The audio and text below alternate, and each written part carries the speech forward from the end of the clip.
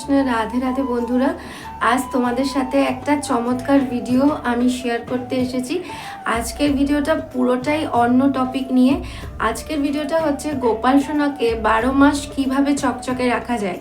তো আমরা দেখেছি খেয়াল করে চন্দন যাত্রা 10ই মে থেকে শুরু হচ্ছে এবং চন্দন যাত্রার ওই কটা দিন মানে 21টা দিন আমরা ভগবানের যেভাবে চন্দনের প্রলেপ লাগাই শরীরকে ঠান্ডা রাখার জন্য, এবং ভগবান ওই 21 দিন ভীষণ চকচক করেন কারণ চন্দনের প্রলেপ রেগুলার লাগাবার কারণে। তো আজকের ভিডিওটাতে আমি তোমাদেরকে একটা এত সুন্দর সাবানের পদ্ধতি দেখাবো যেই সাবানটা তোমরা ব্যবহার করবে গোপাল সোনার গায়ে কোনো কালো ছোপ ছোপ দাগও তোমরা দেখতে পাবে না। অনেকেরই সমস্যা এটা আছে। কিছুদিন আগে এক দিদিভাই আমাকে ফোন করে জানান যে গোপাল সোনার গায়ে ছোট ছোট ছোট ছোট বুটি হয়েছে। তো ওটা কেন হয়েছে? অনেক সময় হয় যে আমরা স্নান গোপাল সোনাকে ভালোভাবে করাতে পারি না, কিংবা স্নানের সময় কি কি জিনিস দিলে গোপাল সোনার গা চকচক করবে সেটাও আমরা জানি না।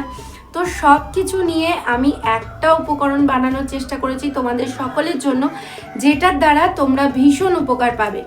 তো যারা যেখান থেকে এই ভিডিওটা দেখছো প্লিজ কমেন্ট করে জানাবে তোমরা কোথা থেকে এই ভিডিওটা দেখছো।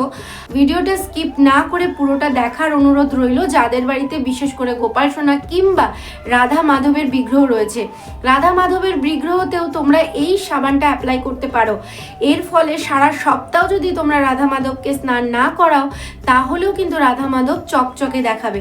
তো কি কি দিয়ে বানিয়ে নিচ্ছে এই সাবান? অ্যাকচুয়ালি আমি এই সাবানটা হানি কেসার আর চন্দন সোপ এটা, তো এটার মধ্যে কোনো রকম কেমিক্যাল ইউজ নেই, কোনো কিছু নেই, একদম সিম্পল পদ্ধতিতে ঘরোয়া পদ্ধতিতে হোমমেড সোপ এটা। যারা ফেসবুক প্রোফাইল থেকে এই ভিডিওটি দেখছো তারা খুশি সরকার প্রোফাইলটিকে ফলো করে নেবে, আর যারা ইউটিউব চ্যানেল থেকে দেখছো তারা এই চ্যানেলটিকে সাবস্ক্রাইব করে বেল আইকনে ক্লিক করে নেবে, যাতে তোমাদের কাছে প্রত্যেকটা ভিডিও নোটিফিকেশন সবার আগে পৌঁছে যায়। চলো ভিডিওটা শুরু করি। আর এই সাবানটা বানাবার জন্য আমি কি কি উপকরণ নিয়েছি তোমাদেরকে দেখাই। এখানে আমি যা যা উপকরণ নিয়েছি সেগুলো তোমাদের আগে বলে দিই। এখানে আমি নিয়েছি 3টে ভিটামিন ই ক্যাপসুল, যেগুলোর নাম ইভিয়ন 400। এগুলো তোমরা যে কোনো মেডিসিন সেন্টারে পেয়ে যাবে। আর এখানে নিয়েছি কেশর, এটা আছে হানি। এই চন্দনগুলোটাও তোমরা যে কোনো যেখানে ঠাকুরের জিনিসপত্র পাওয়া যায় সেই স্টোরে পেয়ে যাবে। এখানে নিচে গোলাপ জল আর ক্যাস্টর অয়েল। সবাই জানো ক্যাস্টর অয়েলের কাজ কি। ক্যাস্টর অয়েল হচ্ছে ভীষণ একটা উপকারী তেল। এই তেলের আসল কাজ হলো সফট রাখা, সেটা স্কিনই হোক কিংবা হেয়ার। আর এখানে আছে সোপ বেস। তো এই সোপ বেসটা খুব কম প্রাইসেই পাওয়া যায়, তোমরা অনলাইনে এটা অ্যাভেলেবেল পেয়ে যাবে। এই সোপ বেসটা মোটামুটি 174 থেকে 175 টাকা দাম, আর আমি এটা 175 টাকায় নিয়েছি। আর আমি এটা দিয়ে হাফ বানাবো কারণ বাকিটা আমি অন্য সাবান তৈরি করব। আর এইটুকু আমি কেটে নেব সবার আগে। তো আমি এটা দিয়ে অনেকগুলো সাবান বানাবো। এটা দিয়ে প্রায় তোমরা 12টা সাবান তৈরি করতে পারবে। নর্মালি এক একটা সাবানের খরচা পড়ে 6 থেকে 7 টাকা, যেখানে এই সাবানগুলোর মার্কেট প্রাইস কম করেও 30 থেকে 40 টাকা। চলো এরপর কিভাবে প্রসেসটা করছি তোমাদেরকে সেটাই দেখাই। সবার প্রথমে এরকম একটা পেপার নেবে এবং তার উপরে কিছুটা কেসার দিয়ে দেবে। আমি পুরোটা কেসার দেব না, আমি একটু তুলে রাখছি। এইটুকুনি কেসার দিলেই যথেষ্ট, কারণ কেসারের অল্প কেসারেই কালারটা খুব সুন্দর হয়। আর কেসারে অনেক গুণ আছে সেটা তো তোমরা জানোই। এইভাবে কেসারটাকে ফোল্ড করে নেব এবং তাওয়াতে সামান্য একটু গরম করে নেব। তো চলো এবার সোজা চলে যাই গ্যাসের দিকে। গ্যাসের কাছে যাওয়ার আগে আমি সোপ বেসটাকে এইভাবে কেটে নিয়েছি, একদম ছোট ছোট টুকরো করে। এইভাবে তোমাদেরকেও কেটে নিতে হবে, কারণ এইভাবে কেটে নিলে খুব তাড়াতাড়ি সোপ বেসগুলো গলে যায়। এরপর আমরা সোজা গ্যাসের কাছে চলে যাব। তো এরপর আমি গ্যাস অন করে নিচ্ছি এবং গ্যাস অন করার পর একটা বাটিতে আমি জল গরম করতে দিয়ে দিচ্ছি। তো জলটা খানিকটা গরম হয়ে যাওয়ার পর আমি সাবানের যে বেসটা কেটে রেখেছিলাম সেটা চাপিয়ে দেবো ওর ভেতরে। কিন্তু তার আগে আমি সমস্ত কিছু উপকরণগুলো মিক্স করে নিই যতক্ষণ ওই জলটা গরম হচ্ছে। প্রথমে আমি ক্যাস্টর অয়েল দিয়েছি, ক্যাস্টর অয়েল আমি 2 চামচ দিয়েছি এবং তারপর এর সাথে অ্যাড করব খানিকটা মধু। মধু মোটামুটি তোমরা 2 চামচ দেবে। আর যদি কেউ বেশি মধু দিয়ে ফেলো তাহলে কিন্তু সাবানটা খুব চ্যাটচ্যাটে হয়ে যাবে, সেই জন্য 1 থেকে 2 চামচ দেবে।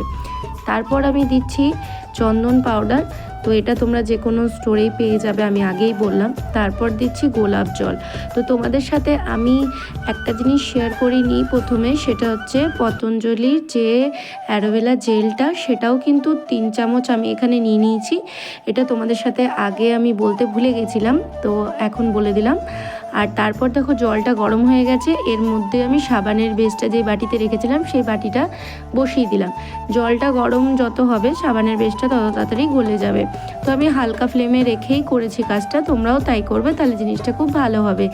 এরপর কাগজের মধ্যে যে কেসারটা রেখেছিলাম সেটা একটু গরম করে কাগজটাকে একটুখানি কুচিমুচি করে দিয়েছি। দেখো খুব তাড়াতাড়ি এটা কিন্তু ডাস্ট হয়ে গেছে। তো ডাস্ট হয়ে যাওয়ার পর সমস্ত ওই কেসারের ডাস্টটা আমি ওই মিশ্রণের মধ্যেই মিক্স করে দিচ্ছি। সমস্ত উপকরণগুলো খুব ভালোভাবে মিক্স করে দেওয়ার পর যেই সাবানের বেসটা সম্পূর্ণ গলে আসবে তখনই আমি কিন্তু এই মিক্সারটা দিয়ে দিচ্ছি এবং খুব ভালোভাবে মিক্স করে মোটামুটি আরও 2 থেকে 3 মিনিট একটু গরম করে নেবে এই মিক্সারটা দেওয়ার পরে। এবং এরপর তোমাদের সম্পূর্ণ রেডি হয়ে যাবে সাবানটা। কিন্তু তোমরা একটা জিনিস খেয়াল রাখবে, এই সাবানটা কিন্তু গরম গরম যেই মোল্ডে তোমরা ঢালবে গরম গরমই ঢালতে হবে, ঠান্ডা ঢাললে কিন্তু এটা জমে যাবে। তো আমি মিনিট 5 আরও একটু জাল করে নিয়েছি এবং তারপর আমি এরকম একটা মোল্ড নিয়েছি। তোমাদের কাছে যদি মোল্ড না থাকে তাহলে তোমরা বাটিতেও সাবানটা বসাতে পারো। তো আমি বাটিতেও একটা ছোট সাবান গোপাল সোনার জন্য বসাচ্ছি। বাকি সাবানগুলো আমরা নিজেদের বাড়িতে ব্যবহার করব আর 2টো গোপাল সোনার জন্য রেখে দেব। এরপরে আরও একটা দুধ সাবানের ভিডিও তোমাদের সাথে শেয়ার করব। তো আজকের এই সাবানের ভিডিওটা তোমাদের কেমন লাগলো অবশ্যই জানাবে। তো প্রায় 2 থেকে 3 ঘন্টা পর আমি এই মল্ড থেকে সাবানগুলোকে খুব সুন্দরভাবে দেখো অটোমেটিক্যালি ছেড়ে যাচ্ছে। তোমাদের মনে রাখতে হবে এই সাবানগুলোকে কিন্তু মোটামুটি 2 ঘন্টা রেস্টে রাখতেই হবে, 2 ঘন্টা রাখলেই খুব সুন্দরভাবে জমে যাবে। এরপর দেখো বাটির মধ্যে আমি গোপাল সোনার জন্য যেই সাবানগুলো দিয়েছিলাম সেগুলো একটা খুন্তি দিয়ে খুঁচিয়ে নিচ্ছি এবং খুব সহজেই দেখো খুন্তিতে একটু খোঁচা দিয়াতে খুব সুন্দরভাবে বেরিয়ে এসছে। এরপর গোপাল সোনাকে মাখিয়ে তোমাদের দেখাচ্ছি যে গোপাল সোনা এখন দেখতে পাচ্ছ কতটা চকচকে আছে। এরপর দেখো সাবানটা মাখার পরে গোপাল সোনা কতটা চকচকে হয়ে যাবে। আর এই সাবানটা অন্য সাবানের মতন কিন্তু বেশি গলে যায় না, অনেক দিন চলে। তাই গোপাল সোনাকে তোমরা একবার যদি এই সাবানটা বানিয়ে নাও তোমরা বাড়িতেও ব্যবহার করতে পারবে আর গোপাল সোনা স্নানের জন্য ব্যবহার করতে পারবে। এই সাবান যদি তোমরা রোজ না ব্যবহার করো, সপ্তাহে 1 দিনও গোপাল সোনাকে যদি এই সাবান দিয়ে স্নান করাও তাহলে সারা সপ্তাহ গোপাল সোনা কিন্তু চকচকে থাকবে।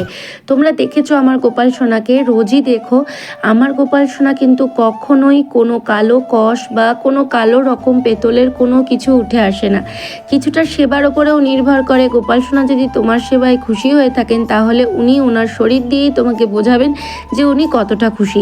এরপর গোপাল সোনার গালগুলো দেখো, আগের ফটোটাও দেখেছো, এই ফটোটাও দেখো, গোপাল সোনার গালে কত তফাৎ।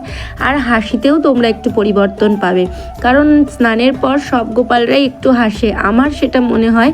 জানি না তোমাদের কে কী ভাবো। তো আজকের এই ভিডিওটা তোমাদের কেমন লাগলো কমেন্ট করে জানাতে ভুলো না। আবারও দেখা হবে একটা নতুন ভিডিওর সাথে। ততক্ষণ পর্যন্ত তোমরা ভালো থেকো, সুস্থ থাকো। হরে কৃষ্ণ।